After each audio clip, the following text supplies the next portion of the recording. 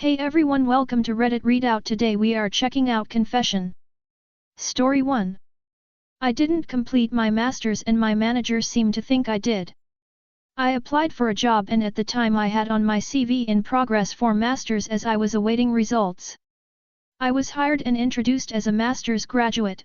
I later had issues with my dissertation and told to retake it, but I'm not going to retake it and also won't go into the reasons why I'm choosing to accept the post-grad diploma and not complete the dissertation as that is out of the scope of this post. Should I tell my manager this new information? I've been in the role for about a year now. Note: I initially deferred studies after learning of the retake, hence the timeline. Story 2. I put peanut butter in my friend's drink thinking she was lying about her allergy. I was young, only in the 2nd grade and had recently been taught about lying.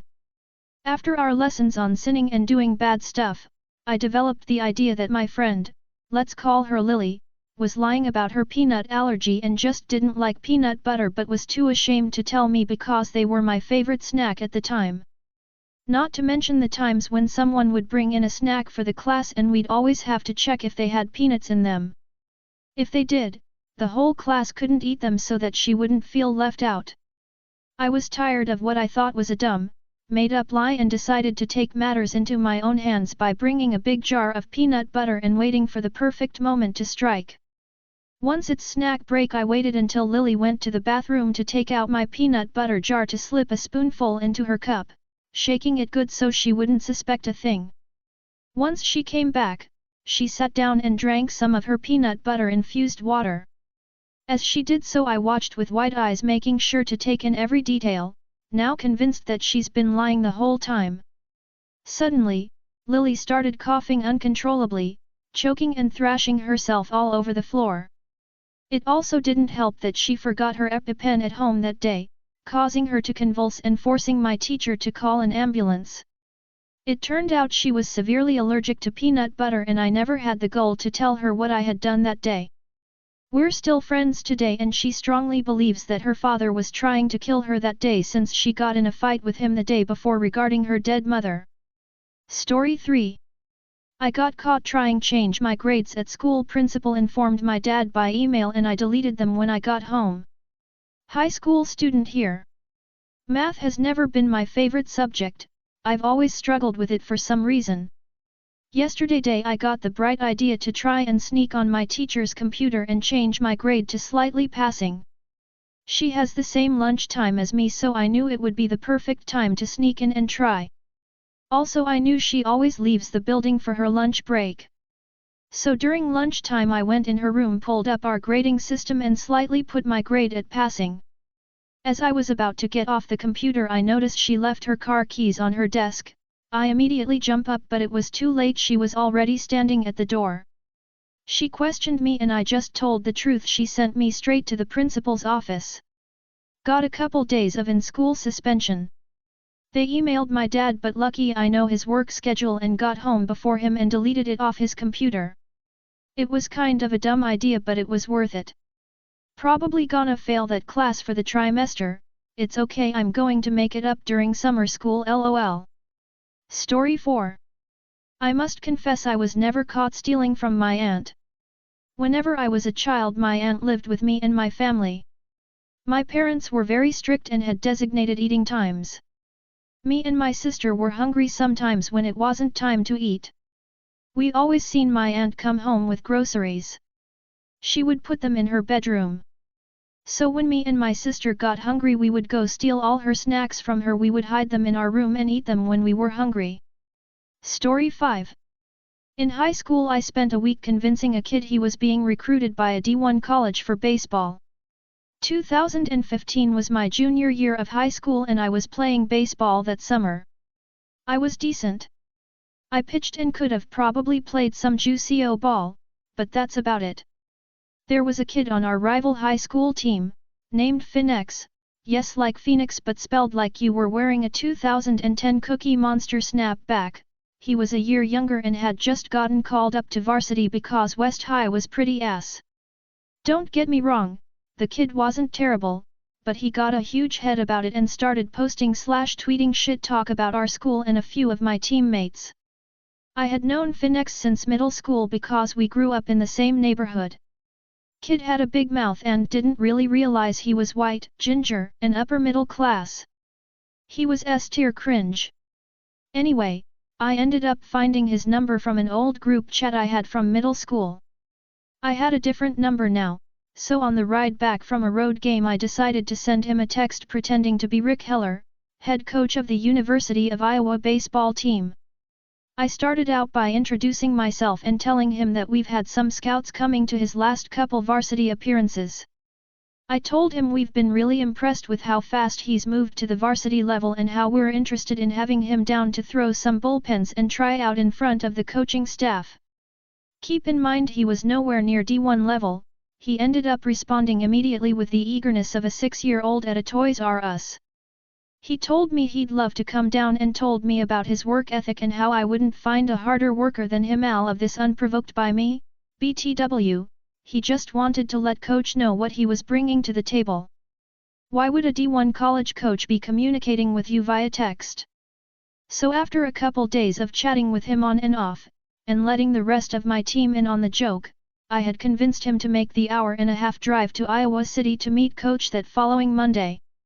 The result couldn't have been more rewarding. I later found out that Phoenix made his dad take off early from work, missed an entire day of practice to make the drive, and told his coach and entire team that he was being recruited by Iowa. To top it off, when he got to the field, he texted me and I told him to sit in the bleachers and the assistant coach would be with him in a bit. He then proceeded to post a snap story of him sitting in the bleachers with his glove pointed out toward the field with the caption, "My day," which was sent to me by several of his teammates who I went to middle school with. He was clowned the rest of the season for it and I got a 2-game suspension from my coach who chuckled his way through telling me he had to sit me for what I did. He was West High's assistant coach the previous year, so he knew Phoenix and didn't like him, but he couldn't let that go unpunished, understandably so. Over the next week, I received several texts, calls and threats from Phoenix promising to beat my ass. Ended up seeing him at a party about a year later. He made eye contact with me, and then left after about 10 minutes. Side note, his dad was that old dude at the rec center who would come up behind kids and give them pointers on their jump shot and shit. They both deserved to be embarrassed, but I do feel bad that I spent that much time ruining someone's summer. Story 6. I lied multiple times to the wrong people despite never lying. TW, mentions of SH, suicide, and psychiatric hospitals. I will start by saying, since I was young I have never lied to anyone. My whole personality is being honest about everything. I know that's hard to believe but I really just never felt the need to lie. This comes into play later on in the story. So when I turned 13, things started to change in ways that I never wanted to. No, this isn't about puberty because I was a late bloomer. You see, I never had many friends and always had only one friend who was my best friend. I never once held back anything no matter how it sounded and that's sort of how our friendship stayed strong. Anyway, this was at a time where I had just entered secondary school, Ireland, and in this new environment I decided to try make friends for my first time. I was never really that popular, in fact I was the opposite, never talked to people that didn't talk to me and never looked for issues. I had now gotten about 6 active friends and 2 best friends.